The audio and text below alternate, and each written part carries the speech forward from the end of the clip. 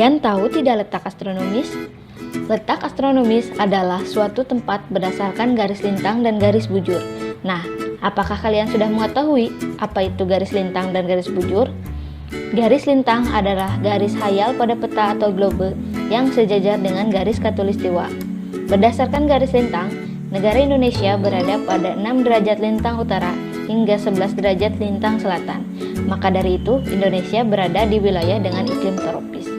Sementara itu, garis bujur adalah garis hayal pada peta atau globe yang menghubungkan kutub utara dan kutub selatan bumi. Garis bujur berdampak pada waktu setempat suatu negara.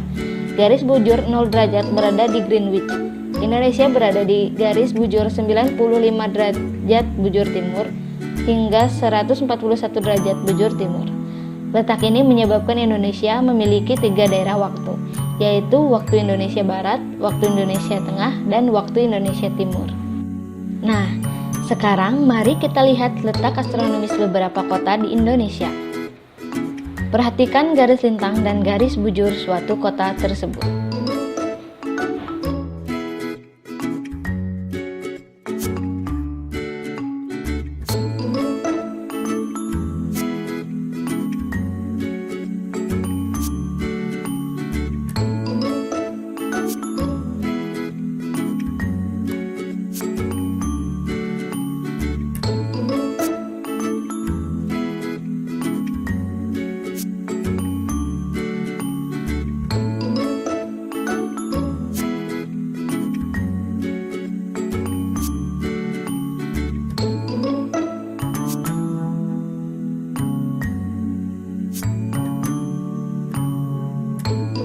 Apakah tempat tinggal kalian berada pada salah satu kota tersebut? Berapa garis lintang dan garis bujurnya? Indonesia memiliki keberagaman yang sangat banyak. Baik dari suku, agama, bahasa, dan masih banyak hal lainnya yang ada di Indonesia. Hal ini membuat sekolah yang ada di Indonesia memiliki banyak keanekaragaman dalam komunitas yang sangat kecil. Sebagai contoh, dalam kelas terdapat bermacam suku dan latar belakang keluarga yang berbeda-beda. Hal ini membuat persatuan sangat penting dan dibutuhkan dalam lingkungan sekolah. Bayangkan saja, jika di dalam sekolah tidak ada yang namanya persatuan, maka sekolah itu hanya akan ada perkelahian dan rasa ingin menang sendiri dalam suatu kelompok. Benar bukan? Seperti kita ketahui, manusia jelas tidak mampu memenuhi segala kebutuhannya sendiri.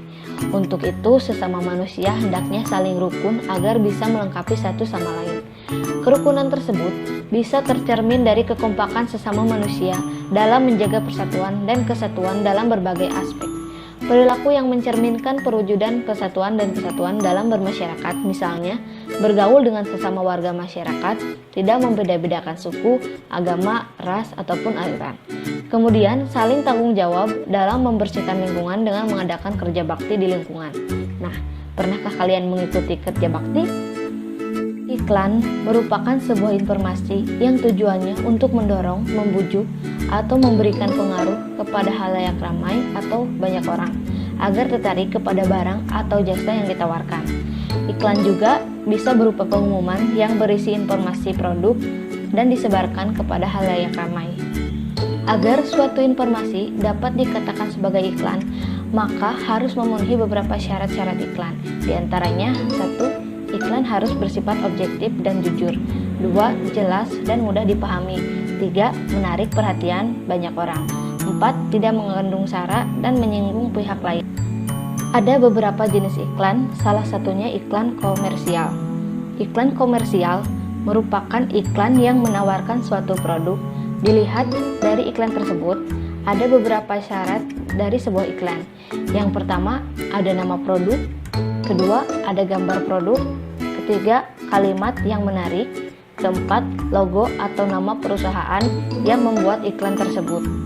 Selanjutnya, ada iklan layanan masyarakat. Iklan jenis ini bertujuan untuk memberikan informasi dan pencerahan kepada masyarakat tentang suatu isu atau hal tertentu. Iklan layanan masyarakat dibuat oleh lembaga atau instansi pemerintah atau organisasi non-profit.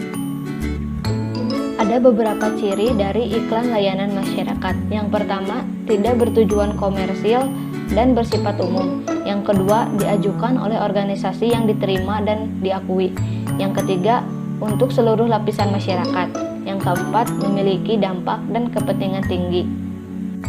Setelah membahas materi, mari kita lihat salah satu iklan yang bertujuan untuk meningkatkan rasa persatuan dan kesatuan di Indonesia.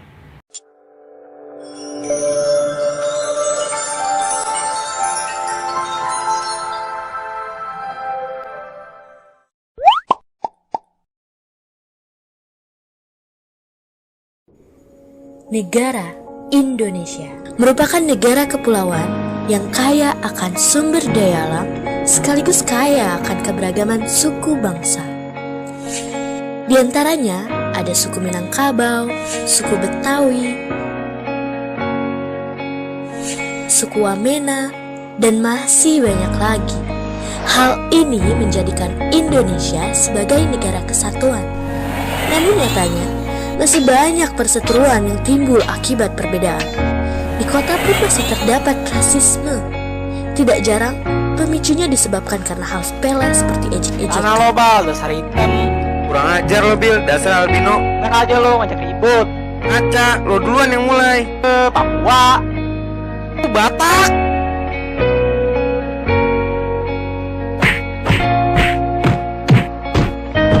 Hal buruk ini tidak akan terjadi jika kita saling menghargai atas segala perbedaan.